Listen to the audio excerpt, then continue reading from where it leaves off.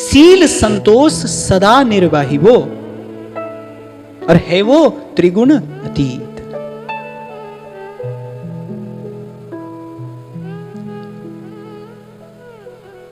ये दो बातें, इस पर मैं चाहूंगा मैं विस्तार से कहूं और आप बड़े ध्यान से सुने। दो बातें मैंने कहा, अभी थोड़ी देर पहले मैंने आपसे कहा ना, पिछले कुछ दशकों में बड़ी दुर्व्याख्याएं हुई और हमने भगवान को, भक्ति को बहुत सस्ता समझ लिया। अरे भाई, भक्ति तो वो है जिसके लिए श्रीमद् भागवत में भगवान अपने मुख से कह रहे हैं, मुक्तिम ददाति करहिचित स्मन भक्ति योगम। बोले मुक्ति देता हूं पर भक्ति नहीं देता हूं। कितने आहत हो गए श्री महाप्रभु जी जब नाहरमल जी ने छोटी सी बात कह दी, वो भी केवल महाप्रभु जी के सुख का विचार करके छोटी सी बात कह दी कि ये कार्य किसी से करा लेंगे, रुपया देकर करा लेंगे। महाप्रभु क्या कहते हैं कि जो भक्ति, जो सेवा कोटि कोटि जन्म यत्न करके मैंने संतों की कृपा से पाई है, तू उसे नौकर का काम बताता है। और आप देखो कितने प्रिय है नाहरमल जी, लेकिन महाप्रभु कितने आहत हो गए, क्या कह बैठे कि तेरा मुख देखने से भजन भाव की हानि होती है, इसलिए आज के पीछे मेरे सन्मुख मत आना। तू घोर रजोगुण लेकर वृंदावन आता है, ये तो निष्किंचनों की भूमि है,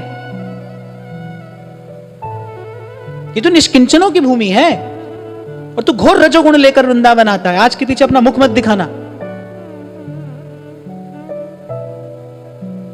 भगवान रुक्मिणी जी से कह रहे हैं, द्वारिकाधीश द्वारिका के महलों में बैठकर, कि आप कहां आ गई हमारे पास, आप लक्ष्मी, आप हमारे पास कहां आ गई। भगवान कह रहे मैं तो निष्किंचन हूं और निष्किंचन ही मुझे प्यारे हैं, निष्किंचन जन प्रिया।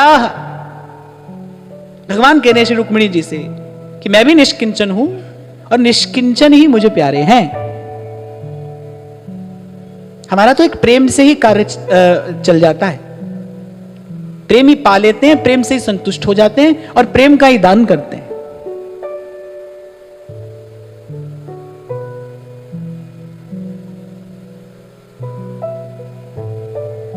क्या कह रहा था मैं इससे पहले?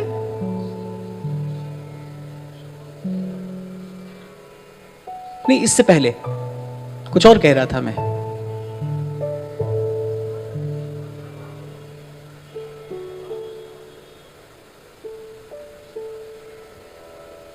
महाप्रभु जी की बात क्यों कही मैंने, सब भूल गए।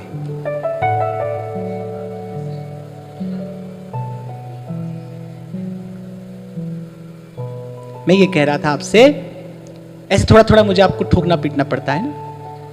मैं आपसे ये कह रहा था कि भाई पिछले कुछ दशकों में बड़ी दुर्व्याख्याएं हुई, हमने भक्ति को बड़ा साधारण सस्ता समझ लिया। भगवान कह रहे हैं मुक्तिम ददाति करहिचित स्मन भक्ति योगम। मैं मुक्ति तो बड़े सहज में दे देता हूं पर अपनी भक्ति नहीं देता, अपनी सेवा नहीं देता हूं मैं।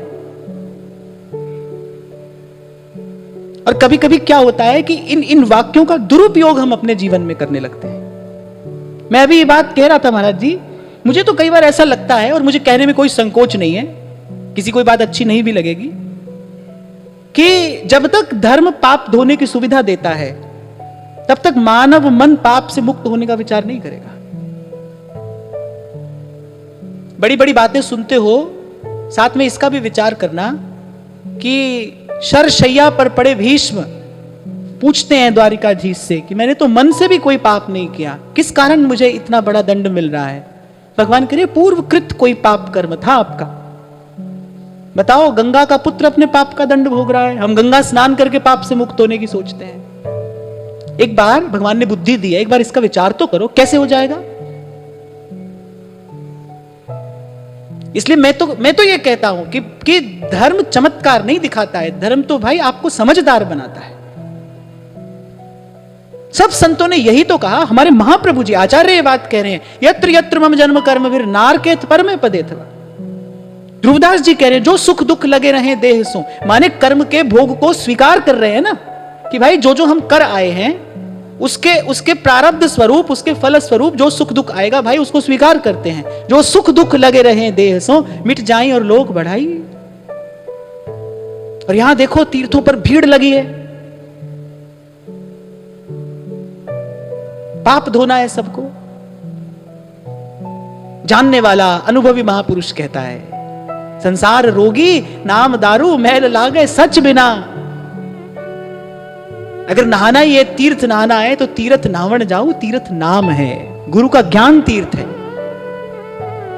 जो मन को, मैले मन को पाप की वृत्ति से मुक्त करता है।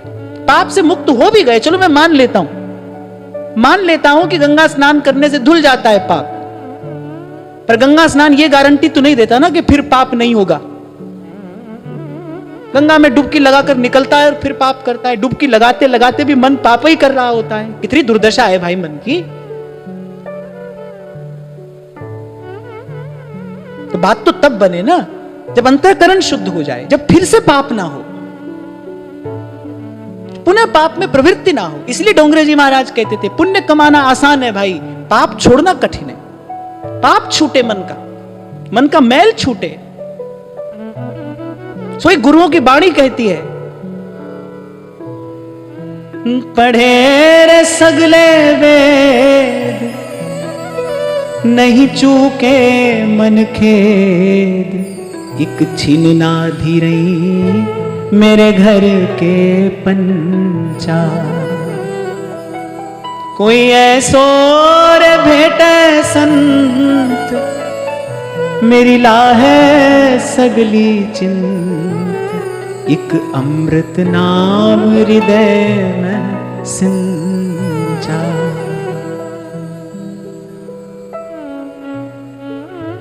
पाप में प्रवृत्ति छूटे, मन पाप छोड़े, उपलब्धि ये है। और कब तक इसी पाप पुण्य के, कब तक इसी लेने देने के, कब तक इसी आने जाने के, कब तक इसी जीने मरने के द्वंद्व में आप पड़े ही रहोगे। इच्छाएं तो पड़े रहो, उसमें पड़े रहने के लिए कोई प्रयास नहीं करना है। ये जो कह रहे हैं ना जत की जटा, यत्न किसके लिए करना है? संसार को पाने के लिए कोई यत्न थोड़ी करना है, वो तो भाई मिला ही है। संसार का संकल्प करने के लिए कोई अभ्यास थोड़ी करना पड़ता है। संसार का संकल्प करने के लिए माला थोड़ी फेरनी पड़ती है। संसार का संकल्प करने के लिए ये आहार विहार की साधना थोड़ी करनी है। संसार तो मिला मिलाया है, खूब मिला है। इससे मुक्त होने के लिए, इस द्वंद्व से पार जाने के लिए, वहां जहां गगन में आवाज हो रही झीनी झी, गगन में आवाज हो रही झीनी झी, वहां के लिए प्रयास करना है। तो इस तरफ नहीं जाना है, हमको नहीं जाना इस तरफ। हमको इस व्यापार से अपने आप को आज अभी हटा लेना है। हमको किसी से कोई व्यापार नहीं करना है, किसी देवी देवता से, किसी तीर्थ पुण्य से हमको कोई व्यापार नहीं करना है। आज यहीं से अपना आपा गुरु के प्रभु के चरणों में समर्पित करते हैं और विश्वास रखो, भक्ति हित जे शरण आए, द्वंद दोष जो सब घटे, कमल कर जिन अभय दीने, कर्म बंधन सब कटे। ये कर्म का बंधन कभी टूटेगा तो भाई तभी टूटेगा जब समर्थ गुरु का हाथ सर पर पड़ेगा। तीर्थ दान धर्म नहीं छुड़ाएगा भाई, इससे गुरु छुड़ाएगा।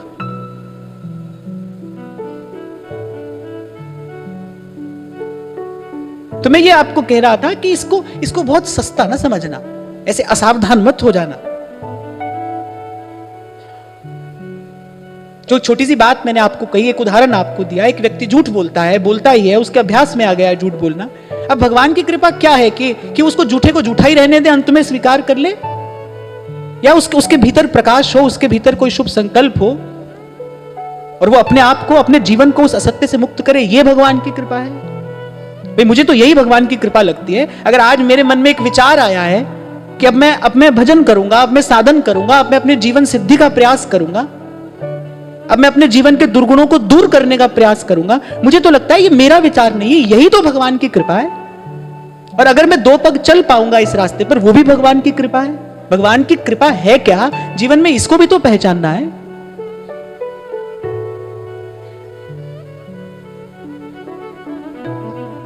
तो तन को साधते हुए फिर मन, अल्प आहार सुलभ सी निद्रा, दया क्षमा तन प्रीत, और फिर उसके बाद कह रहे हैं सील संतोख सदा निर्वाही।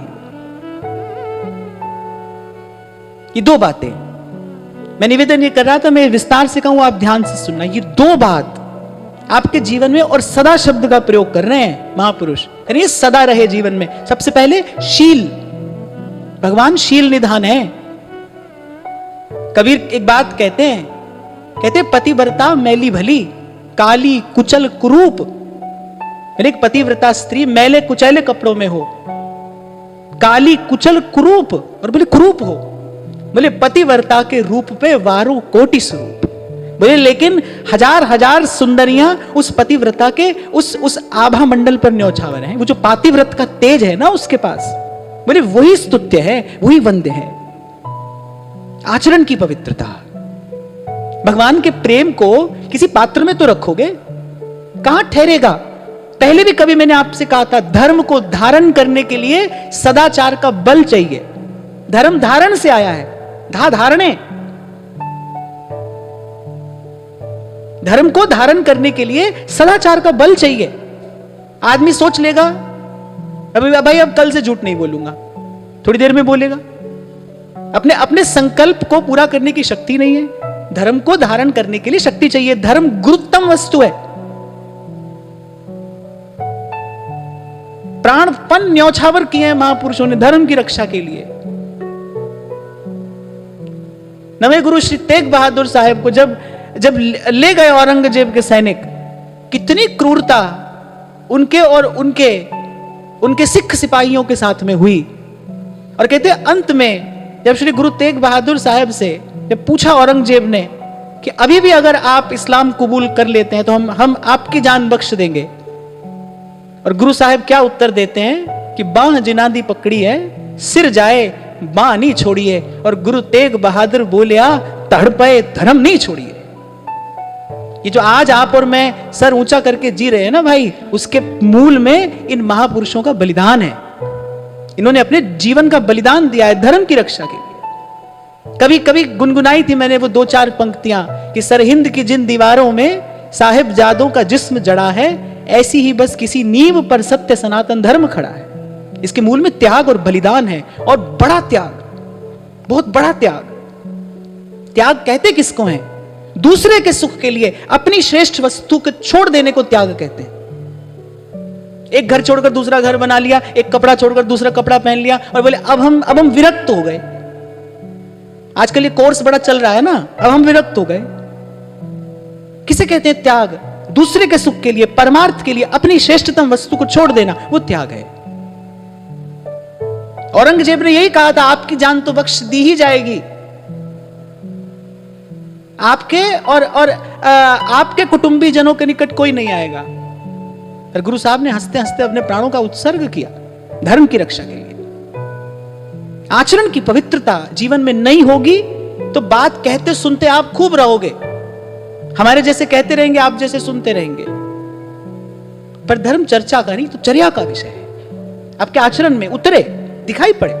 कल परसों मैं आपको यही कह रहा था ना कि भाई जहां जिस भी परिधि में आप रहते हो वहां खुशबू आए ना आपके आसपास के लोगों को। हाँ भाई, आप में कुछ विशेष है, आप में उनसे कुछ विशेष है। किसी भी वस्तु की ओर आकर्षण कब होता है? जब उसमें कोई विशेषता होती है। आप में कुछ विशेष होगा तब तो कोई मानेगा ना। हाँ भाई, जिस मार्ग पर आप जा रहे हो वो मार्ग बड़ा मार्ग है, ऊंचा मार्ग है, सच्चा मार्ग है। हम भी वही कर रहे हैं, वो भी वही कर रहे हैं। हम भी उनके जैसे ही दुखी हैं, हम भी उनके ही जैसे परेशान हैं। तो वो व्यक्ति सोचेगा भाई ये भी हमारे जैसा ही जीवन जी रहा है, फिर हम ही क्या गलत कर रहे हैं, हम ठीक ही चल रहे हैं अपने रास्ते। तो शील, और फिर भगवान शील निधान है। तुलसी कहूं न राम से, साहिब शील निधान। लज्जा, संकोच, आचरण की पवित्रता, ये गुण भगवान को प्रिय है। आपको लगे कि कहां कहा है भगवान तो सबको स्वीकार करते ना, भगवान ने कहा है। भगवान कह रहे हैं मैं केवल भक्ति से नहीं, अव्यभिचारिणी भक्ति से मिलता हूं, माने पतिव्रता भक्ति, पातिव्रत। ये गोपियों का पातिव्रत नहीं है तो क्या है? श्याम तन श्याम धन श्याम ही हमारो मन, और आठों जाम ऊधो हमें श्याम ही सो काम है। ये पातिव्रत नहीं है तो क्या है? इसलिए जब जब ब्रह्मचारी की बात आती है ना, तो मैं तो कहता हूं ब्रज की गोपी से बड़ा ब्रह्मचारी और कौन है। वो है ब्रह्मचारिणी जो नित्य निरंतर सतत 8 पहर जो ब्रह्म में ही रमण कर रही है। श्याम तन श्याम धन श्याम ही हमारो मन, जिसके तन मन प्राण परात्पर परब्रह्म पूर्ण पुरुषोत्तम श्री कृष्ण ही है, वो ब्रह्मचारिणी है, गोपी ब्रह्मचारिणी है। इसीलिए आसामहो चरण रेणु जुषाम हम श्याम वृंदावने किमपि गुलमुलत औषधि नाम। इसलिए शिव विधि उधव सबन के ये आशा रहे चित्त, गुलमलता होए सिर धरे वृंदावन रज नित्य, गोपी ब्रह्मचारिणी है। शील, आचरण की पवित्रता। नहीं तो भाई सब भजन भाव, सब आनंद बह जाएगा इस छिद्र से। अब आपको लगेगा भाई ये तो बहुत कठिन बात है, हां, पर असंभव नहीं है, पर असंभव नहीं है, आप कर सकते हो। और मैं कहता हूं कि पहले तो भारतवर्ष में मनुष्य का जन्म मिला, फिर वृंदावन धाम, संत पुरुषों की वाणी, संतों का सानिध्य, ये सत्संग मिला, तो अब प्रयास नहीं करोगे तो फिर कब करोगे। मानुष तन वृंदा विपिन रसिकन संग विविरूप, रसिकन संग विविरूप भजन सर्वोपरि आहि। हित ध्रुव दे मन रंग लेहु पल पल अवगाही। जो छिन जात सो फिरत नहीं, करहु उपाय अपार। सकल सयान पुछाड़ भज दुर्लभ है ये। फूलों के गुच्छे सा जीवन हो ना, कूड़े का ढेर नहीं बनाना है अपने जीवन को, पुष्प गुच्छ सा महकता जीवन। मैंने पहले भी कभी आपसे कहा था, हम तो बस इतना करें कि ये जीवन रूपी पुष्प इतनी सुंदरता से खिल जाए कि कभी प्रभु के किसी प्यारे जन की, किसी निज जन की इस पुष्प पर दृष्टि पड़े और बस वो इसे ले जाकर प्रभु के चरणों में निवेदन कर दे। हमारा जीवन रूपी पुष्प ऐसा खिला हो, सुवास आती हो इससे सद्गुणों की। और आज के इस सत्र के प्रसाद स्वरूप यही बात आपको यहां से लेकर जानी है। आज की सारी चर्चा में यही एक मुख्य बात जो मैं आप तक पहुंचाना चाह रहा हूं, वो है अपने आचरण की पवित्रता। आपका आचरण पवित्र हो, जीवन में व्यभिचार ना हो किसी भी प्रकार का, न तन का न मन का, न तन का व्यभिचार न मन का व्यभिचार। अधर्म की छांव में फलता हुआ सुख केवल भ्रम है, केवल भ्रम, उसमें कुछ और नहीं है। वैसे तो संसार में मिलने वाला प्रत्येक सुख क्षणिक ही तो है, क्षण भंगुर है, आता है और दुख का बीज डालकर चला जाता है। पर जो क्षणिक सुख भी आप अधर्म की छांव में जाकर पा रहे हैं, वो तो भयंकर दुख का कारण है। अरे फिर फांसी ऐसी परे तिहि सम दुख न हुई, विषय चुगा जिन चुगे मन। थोड़ी देर पहले मैंने आपसे कहा ना, कभी कभी अवसर के रूप में प्रलोभन आता है, प्रलोभन के रूप में अवसर आता है, तो आता जाता रहेगा भाई। पर शूरवीर की भांति अपने संकल्प से टले नहीं। इसलिए मैंने वो 4 पंक्तियां सुनाई आपको। ये राष्ट्र कवि की पंक्तियां मुझे बड़ी प्यारी हैं और इन्होंने मुझे पग पग पर बहुत बार संभाला है कि भाई चल पड़े अब तो इस रास्ते पर, लेकिन नौका तट छोड़ चली। मैं अपनी यात्रा का भी यदि विचार करूं तो जब चला था तो खबर नहीं थी ना यहां तक आ जाऊंगा। क्या खबर थी? कुछ भी नहीं आता था, कुछ भी तो नहीं आता था। और मैंने तो आपसे कहा था कि हमारी तो शायद 7 पीढ़ी में कोई वृंदावन नहीं आया हो हमसे पहले, लेकिन नौका तट छोड़ चली और पता नहीं किस ओर चली। ये भी पता नहीं कि ये जीवन रूपी नौका कहां जा रही है, पता नहीं किस ओर चली।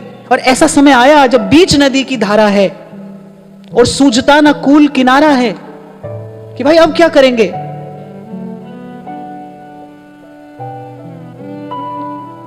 मुझे तो लगता है जन्म जन्मांतर का पुण्य यदि शुभ संकल्प के रूप में परिणत नहीं होता तो फिर किसी काम का नहीं है। संकल्प का बल, संकल्प की शक्ति जो सत्संग की सेवा की कृपा से किंचित प्रसाद स्वरूप प्राप्त हुई, वो काम में आई कि ले लील भले या धार मुझे, पर लौटना नहीं स्वीकार मुझे। और मैं आपको बहुत विनम्रता पूर्वक की बात कह रहा हूं। मैं तो कोई आचार्य बनकर नहीं बैठता हूं यहां पर, मुझे तो सदा ही ये लगा है कि आप सभी आप सब, मैं, हम सब मिलकर ये परिकर वृषभान लली को, ये महाप्रभु जी की बगिया है। मैं कोई उपदेश नहीं देता हूं आपको, और बड़ी विनम्रता पूर्वक मैं आपको कह रहा हूं, जीवन का सुख यही छिपा है, जीवन का बल, जीवन की शक्ति, जीवन का सुख यही छिपा है। अपने संकल्प से टलना नहीं। प्रकृति भर देगी, आपके रोम रोम को आनंद से भर देगी। आपको रास्ता ढूंढना नहीं पड़ेगा, आप जहां पैर रखोगे वहीं रास्ता बनेगा। एक कहने वाला बड़ी सुंदर बात कहता है दयारे इश्क में अपना मकाम पैदा कर, और नया जमाना नए सुबह शाम पैदा कर। मजहब तेरा अमीरी नहीं फकीरी है, मजहब तेरा अमीरी नहीं फकीरी है। खुद ही ना बेच और गरीबी में नाम पैदा कर, दयारे इश्क में अपना मकाम पैदा कर। इसके लिए जीवन मिला है।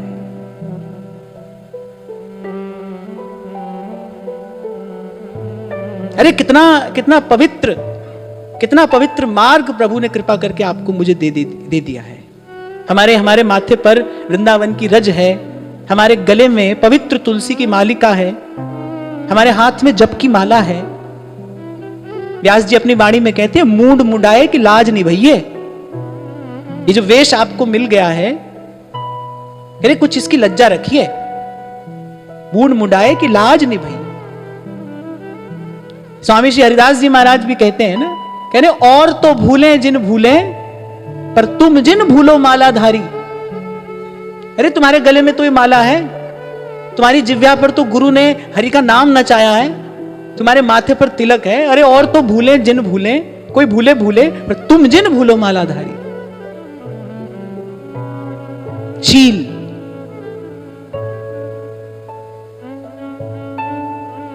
और फिर कह रहे संतोष। बिन मांगा तो दूध है, और मांग मिले तो पानी। और कह कबीर वो खून है जामे खींचा नानी। अरे एक बार भरोसा तो रखिए, जो आपके हिस्से का है वो झोली में आकर गिरता है। कल यही तो आपसे मैं कह रहा था, हमको कुछ नहीं करना है भाई, क्योंकि हमने देख लिया कि करने से केवल कर्तापन का अभिमान हाथ आया।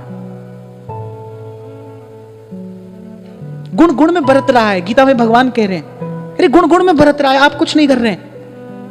आपका करना ही आपके बंधन में पड़ने का कारण बना हुआ है। दृष्टा बन के देखिए, यद्यपि यह सरल नहीं है, ईमानदारी से दृष्टा हो जाना सरल नहीं है। व्यक्ति सब कर सकता है, पर अपनी चतुराई नहीं छोड़ सकता है ना। अपने स्वार्थ की बात कभी यहां से पकड़ी, कभी वहां से पकड़ी। और इसके लिए गुरुजनों के सतत मार्गदर्शन की भी आवश्यकता है। केवल हमारी बात सुनकर नहीं लग जाना। कभी शायद मैंने आपको सुनाई थी ना एक छोटी सी बात, सच्ची घटना थी। कहीं गीता का प्रवचन होता था, एक माता ने सुन लिया। भगवान जो महात्मा थे वो कह रहे थे, आत्मा ना जीता है, ना मरता है, ना आत्मा कुछ करता है, और तुम शरीर नहीं हो, तुम आत्मा हो। अब घर पहुंची, पति ने कहा भोजन लाओ। बोली नहीं, आत्मा कुछ नहीं करता है, आत्मा ना जीता है, ना मरता है, ना कुछ करता है। 1 दिन हुआ, 2 दिन हुआ, 3 दिन हुआ। पति ने कहा कहां से पढ़ के आई हो ये पाठ, हमको भी लेके चलो। अब पतिदेव जाकर महात्मा पर सवार हो गए। अब महात्मा ने कहा रोग हमने लगाया है, दवा भी हम ही बताते हैं। महात्मा ने कान में कुछ खुसर पुसर की। अब जब घर पहुंचे, फिर कब बोले भोजन लाओ। धर्मपत्नी बैठी है, बोली नहीं, आत्मा कुछ नहीं करता है। पति ने लगाई दिया सलाई, और जैसी लगाने लगी, बोली ये क्या करते हो? बोले नहीं तुम बैठो, आत्मा कुछ नहीं करता है, ना जीता है, ना मरता है, ना कुछ करता है, तुम बैठो। तो ऐसे अपने लाभ के लिए मत सुनना। जो दृष्टा होगा फिर तो वो केवल दृष्टा है, केवल दृष्टा। कभी कहा था मैंने आपसे, जब तक जीव करता है तब तक ईश्वर दृष्टा है, क्योंकि कर्ता एक ही है। महाराज ने श्री जपुजी साहिब में सबसे पहली बात ही यही कही, सबसे पहला रहस्य यही उद्घाटित किया, एक ओंकार कर्ता। कर्ता तो एक है, कर्ता दो नहीं हो सकते। तो जब तक जीव करता है तब तक ईश्वर दृष्टा बना देखता है, वो केवल देखता है। जीव करता है और फिर भरता है। तो प्रभु कहते हैं जब तक तू करता है तब तक मैं दृष्टा हूं, और जिस क्षण तू समर्पित हो जाता है मैं उसी क्षण तेरे लिए उपस्थित हो जाता हूं। और उपस्थित हो जाते हैं भगवान, हो जाते हैं, उसी क्षण उपस्थित होते हैं।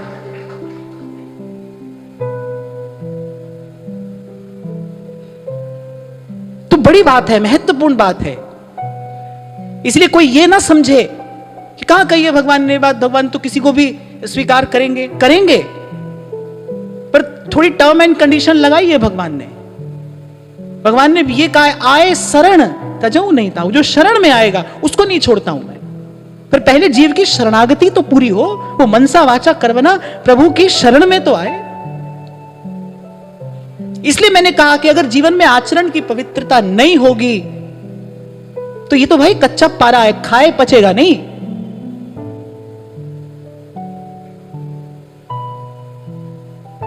प्रेम तो भाई रोम रोम को तपा देता है। कैसे धारण करोगे उस गरिष्ठतम वस्तु को? इसलिए आज ये बात आपको थोड़ी शुष्क भी लगी होगी, थोड़ी कठोर भी लगी होगी, पर भाई ये जीवन की मांग है। अगर श्री कृष्ण रस का पान करना है तो, अगर इन नेत्रों को सफल करना है श्री कृष्ण की रूप माधुरी का दर्शन करा के, फिर तो भाई यही रास्ता है जिस रास्ते पर मीरा चली। क्या कहती है मीरा? सूली ऊपर सेज हमारी, सूली ऊपर सेज हमारी किस विध सोना हुई। सूली ऊपर सेज हमारी किस विध सोना हुई। करिए एक क्षण का चैन कैसे आए मुझे, सूली ऊपर सेज हमारी। अब या बिरहा की तब आंच मिटे जब आए कि शाम लगे गल में। इसलिए भाई आज यहां से यही बात लेकर जाना, हमारा आचरण पवित्र हो। और आचरण की पवित्रता में केवल शारीरिक पवित्रता नहीं है, शारीरिक पवित्रता, मानसिक पवित्रता, वैचारिक पवित्रता। ये होगा तो जीवन में भावनात्मक पवित्रता आएगी। भगवान भाव से मिलेंगे, भाव में मिलेंगे। भावग्राही जनार्दन, वो भाव का ग्रहण करेंगे। और जब शारीरिक, मानसिक और वैचारिक पवित्रता जीवन में आएगी तब भावनात्मक पवित्रता आएगी। क्योंकि भाव सबसे गहरे तल पर पड़ा हुआ मोती है। समुद्र के सबसे गहरे तल पर मोती होता है, ये भाव सबसे गहरे तल पर पड़ा हुआ मोती है, सबसे गहरा। इसलिए यहां महाराज क्रम बता रहे हैं, पहले अल्प आहार, सुलभ सी निद्रा, और फिर दया, क्षमा, तन, प्रीत। इससे शारीरिक और मानसिक और वैचारिक पवित्रता आएगी। फिर शील, संतोष, सदा निर्वाही, और फिर कह रहे संतोष। कहने सुनने से नहीं होता है भाई संतोष। संतोष तो भीतर से, संतोष तो तृप्ति का फल है। जब भीतर से तृप्ति हो जाती है तब दौड़ भाग समाप्त हो जाती है।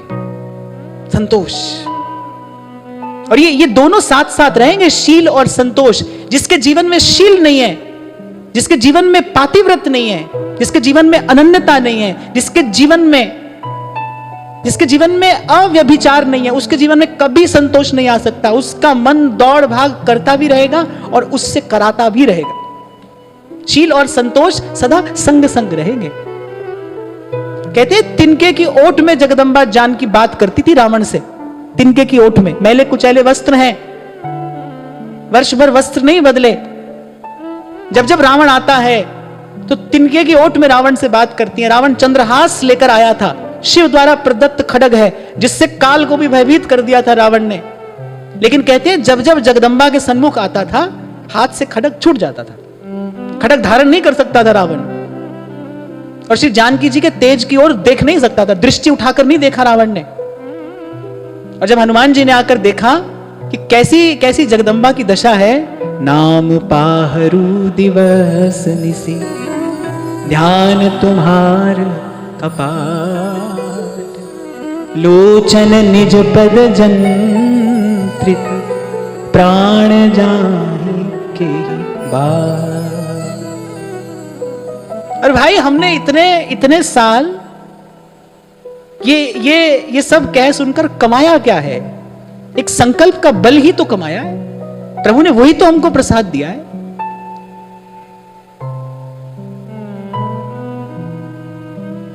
हमसे केवल प्रभु की बात सुनने के लिए आओ और सुनकर जाओ। और जो सुना है गुरु ज्ञान आत्म उपदेश, अपने मन को सुनाओ। और इस बात पर इतना बल इसलिए दे रहा हूं क्योंकि अगर ये छिद्र पात्र में हुआ, फिर कहना सुनना सब व्यर्थ है, सब व्यर्थ है। कह रहे शील संतोष, और फिर ये यहां किस शब्द का प्रयोग किया है? कह रहे सदा निर्वाही वो, कह रहे इसका निर्वाह करना, इसको निभाना, माने इसमें थोड़ा प्रयास करना पड़ेगा। जैसे संबंध बन तो प्रारब्ध से जाता है, लेकिन संबंध को व्यक्ति निभाता तो अपनी इच्छा शक्ति से है ना, अपने संकल्प से, मेहनत से संबंध निभाया जाता है। क्योंकि संबंध निभाने के लिए बहुत कुछ सहना पड़ता है। एक संत का बड़ा अच्छा वाक्य है, वो कहता है कि शत्रुता एक क्षण का खेल है और मित्रता जीवन भर की साधना है। शत्रुता एक क्षण में होती है और मित्रता जीवन भर की साधना है। मित्रता तो तपस्या है। ऐसे अच्छा संबंध तो तपस्या करने जैसा है। आपको पल पल छिन छिन सहना पड़ता है। अब कोई कहे मिलता क्या है? मिलता है भाई। कोई कहे कि ऐसे कठोर मार्ग पर चलकर क्या मिलेगा? आत्मा का सुख मिलता है, जो यहां से लेकर स्वर्ग लोक पर्यंत कहीं पे भी नहीं मिलता है। वो धर्म का पालन करने से मिलता है, वो आत्मा का सुख मिलता है। और आत्मा का सुख आपकी शक्ति बनता है। सुख क्या करेगा? आत्मा का सुख भीतर जाकर करेगा क्या?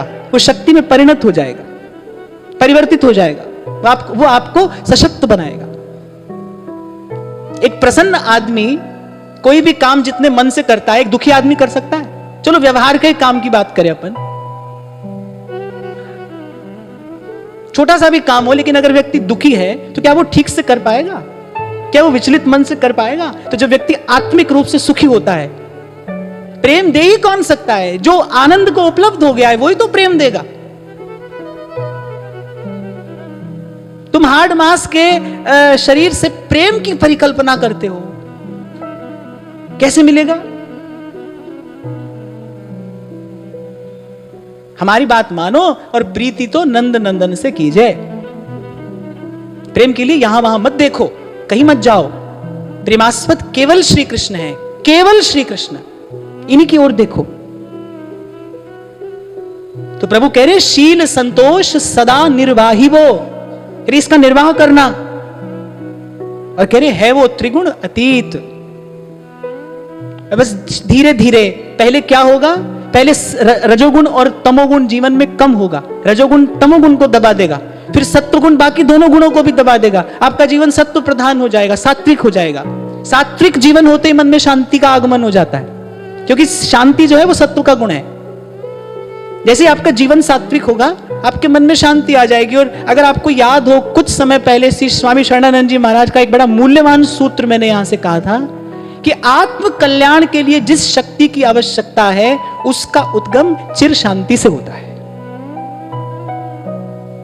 बड़ी अद्भुत बात उस महापुरुष की है, ये क्रांतिकारी वाक्य है कि अपना कल्याण करने के लिए तो शक्ति चाहिए ना भाई, उसका उद्भव चिर शांति से होता है। शांति कब आएगी? जब जीवन में सत्व का बाहुल्य हो जाएगा, क्योंकि शांति सत्व का गुण है। जब तक जीवन में तमोगुण और रजोगुण बढ़ा रहेगा तब तक मन शांत नहीं होगा। कितने लोग मैंने ऐसे देखे हैं कि उनके पास 5 मिनट खड़ा होना कठिन है, क्योंकि उनका ऑरा ऐसा होता है, उनका आभा मंडल ऐसा होता है, उनके मन में व्यर्थ के विचार निरंतर चलते ही रहते हैं, चलते ही रहते हैं। कभी भूतकाल का शोक है, कभी भविष्य की चिंता है, ऐसा हो जाता तो क्या होता, ऐसा नहीं होगा तो क्या हो जाएगा। वो कभी इस विचारों के जाल से बाहर ही नहीं आ पाते। उसका कारण क्या है? कहीं ना कहीं जीवन में रजोगुण और तमोगुण की अधिकता है। इसीलिए पहले ही सावधान कर रहे हैं, अल्प आहार सुलभ सी निद्रा। और ये तो जगत गुरु श्री कृष्ण का आदेश है। भगवान कह रहे भाई, जो अपना खाना सोना नहीं सुधार सकता है उसका जीवन नहीं सुधर सकता है। खाना और सोना तो पहले सत्वगुण रजोगुण और तमोगुण को दबा देगा, सत्वगुण बढ़ जाएगा। और फिर सत्वगुण बढ़ते बढ़ते जब सत्वगुण बढ़ेगा फिर वो धकेलेगा आपको किस ओर? त्रिगुण से अतीत, उस देश में जहां नील गगन से परे है मेरे सैया जी का गांव। श्याम बने हैं राधिका, राधा हो रे श्याम। जहां से आती है ये आवाज, सुनता है गुरु ज्ञानी, सुनता है गुरु ज्ञानी, सुनता है गुरु ज्ञानी, गगन में आवाज हो रही धीमी धीमी, गगन में आवाज हो रही धीमी धीमी। सुनता है गुरु ज्ञानी, सुनता है गुरु ज्ञानी, सुनता है गुरु ज्ञानी, सुनता है गुरु ज्ञानी, सुनता है गुरु ज्ञानी, गगन में आवाज हो रही धीमी, गगन में आवाज हो रही धीमी, गगन में आवाज हो रही धीमी, गगन में आवाज हो रही धीमी। कहत कबीर सुनो भाई साधो, कहत कबीर सुनो भाई साधो, कहत कबीर सुनो भाई साधो, कहत कबीर सुनो भाई साधो। जाए अगम की बात, गगन में आवाज हो रही धीमी, गगन में आवाज हो रही धीमी धीमी, गगन में आवाज हो रही धीमी। कहत कबीर सुनो भाई साधो, कहत कबीर सुनो भाई साधो, कहत कबीर सुनो भाई साधो, कहत कबीर सुनो भाई साधो। जाए अगम की बात, गगन में आवाज हो रही धीमी, गगन में आवाज हो रही धीमी, गगन में आवाज हो रही धीमी, गगन में आवाज हो रही धीमी धीमी।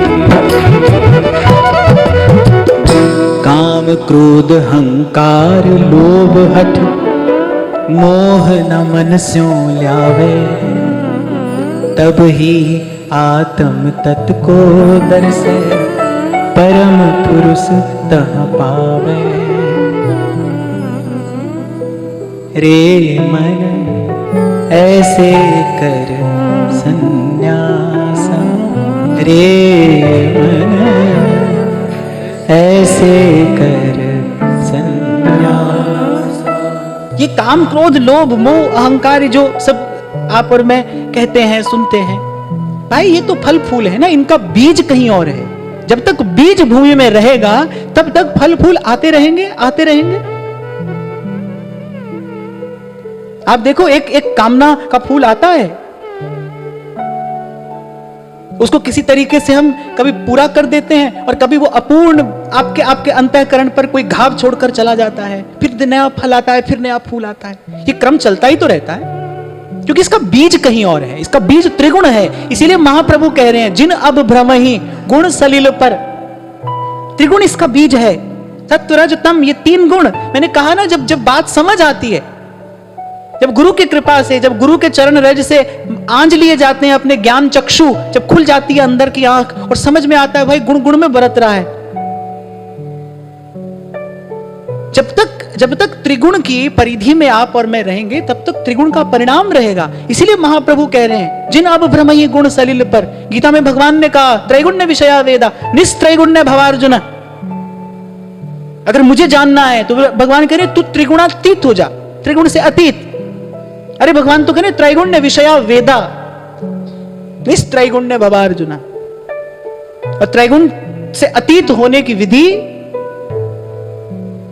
महाप्रभु ने कही, हरि पद भज न विलंब कर, सब तज भजिए नंद कुमार, और भजे ते काज सरे नहीं, और मिटे न जग जंजार, सब तज भजिए नंद कुमार। ये बात कहनी, सब करने के बाद क्या होगा, तभी आत्म तत्व को दर्शे, अपने स्वरूप को जानेगा। और जब अपने स्वरूप को जानेगा तब खबर पड़ेगी कौन हूं मैं।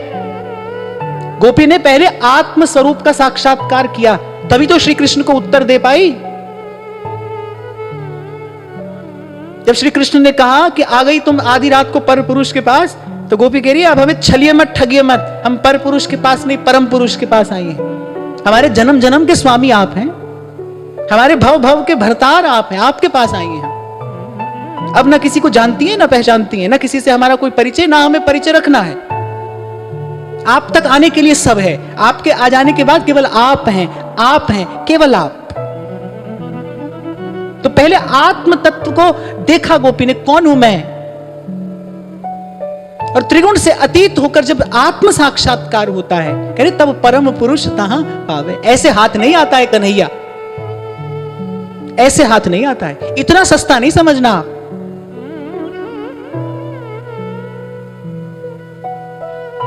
नहीं तो संतों को क्यों कहना पड़ता भाई, नाचे गावे चित्र बनावे काव्य करें चटकीली। वे नाचते हैं गाते हैं, और सेवक जी महाराज ने नाचने गाने, ऐसे नाचने गाने वालों के लिए क्या कहा, बोले गावत गीत रसाल भाल तिलक शोभित घना, पर बिन प्रीत ही बेहाल श्री हरिवंश कृपा विना। अरे नाचे गावे चित्र बनावे और करें काव्य चटकीली, और बड़ी चटकीली मटकीली बात भी बना बना कर सुनाते हैं, पर सांच बिना हरि हाथ न आवे सब रहनी है ढीली। सांच बिना हरि हाथ न आवे, सच्चो सच्चा सच पतिजय। बार बार आपसे कहता हूं भाई, वो कुछ भी बाद में है, पहले सत्य है। सत्यम परम धीमहि, पहले सत्य है। सच्चा होकर ही उसका अनुभव किया जा सकता है भाई। तो शील संतोष सदा निर्भय। वाणी को विराम देने से पूर्व मैं सारी आज की बात को समेट कर आपको निवेदन करूं कि आपके जीवन में आचरण की पवित्रता हो। अगर श्री कृष्ण के निकट रहना है, श्री कृष्ण पांडवों के पक्ष में नहीं थे, श्री कृष्ण धर्म के पक्ष में थे, पांडव धर्म के पक्ष में खड़े। कैसा कैसा धर्म है धर्मराज युधिष्ठिर का, वो श्री कृष्ण के कहने पर भी असत्य भाषण को तैयार नहीं है। कह रहे नहीं, मैं झूठ नहीं बोलूंगा। इसी गुण पर रीझ कर द्वारिकाधीश ने पांडवों का पक्ष लिया। नहीं तो भाई भगवान के लिए तो जैसे कौरव वैसे पांडव, सब मम प्रिय सब मम उपजाए। धर्म के पक्ष में हम चाहें प्रभु रहे हमारे अंग संग, फिर भाई बने रहना। गुरुजनों ने जो मार्ग दिखाया है, इस मार्ग पर बने रहना और डटे रहना। और मैं फिर दोहराता हूं कि लेकिन नौका तट छोड़ चली, पता नहीं किस ओर चली। कभी कभी लगेगा कि भाई कहां जा रही है जीवन की नैया, ये बीच नदी की धारा है, सूझता ना कोई किनारा है, पर ले लील भले या धार मुझे, लौटना नहीं स्वीकार मुझे। जाना तो है ही भाई, ये शरीर तो जाएगा ही, सत्कार्य के लिए जाए, धर्म को धारण करते हुए जाए, धर्म की रक्षा करते हुए जाए। जही पत राख है धर्म की, तेई राख है करतार। विकट से विकट, प्रतिकूल से प्रतिकूल परिस्थिति में भी पांडवों ने धर्म नहीं छोड़ा। कितना दुख पाया। आप अगर महाभारत खोलकर पढ़े तो जब से जन्मे तब से अंत तक पांडवों के जीवन में सुख आया ही कहां भाई। पर एक बहुत अच्छी पंक्ति मैंने कहीं लिखी हुई पढ़ी कि अगर पांडवों से विवशता आएगी तो फिर हिस्से में कृष्ण भी आएंगे। अगर पांडवों से प्रतिकूलता आ रही है ना, तो फिर समझना हिस्से में कृष्ण भी आएंगे। या तो धर्मस्ततो जयः। और ये बात कहकर मैं वाणी को विराम दूं, क्योंकि प्रभु ने कृपा करके मुझे किंचित अपने चरणों के निकट रखा है, तो ऐसे ही इनका स्वभाव आपसे बता रहा हूं कि इनको धर्म प्रिय है, इनको धर्म प्रिय है, इनको सत्य प्रिय है, इनको शील प्रिय है, इनको संतोष प्रिय है।